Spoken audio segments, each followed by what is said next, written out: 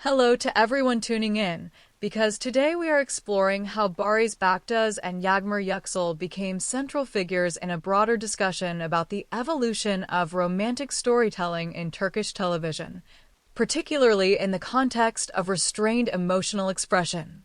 One of the defining characteristics of their performances in Kensisekleri was the reliance on tension rather than resolution, where scenes often ended with unresolved emotional cues that encouraged viewers to project their own interpretations onto the characters.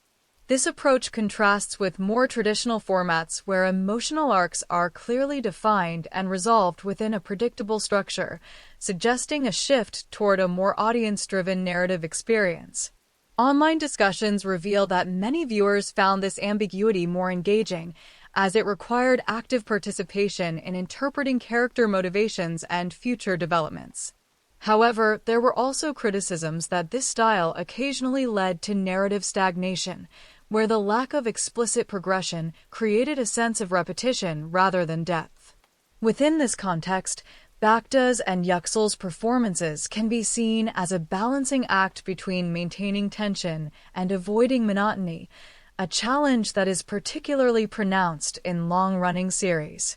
Interviews with the actors hinted at an awareness of this dynamic, with both acknowledging the importance of subtle variation in performance to sustain viewer interest over time. The fact that their interactions continued to generate discussion even during slower narrative phases indicates that this balance was at least partially successful. As their careers evolve, it will be interesting to observe whether they continue to engage with this style of storytelling or transition toward projects that offer more immediate emotional payoff.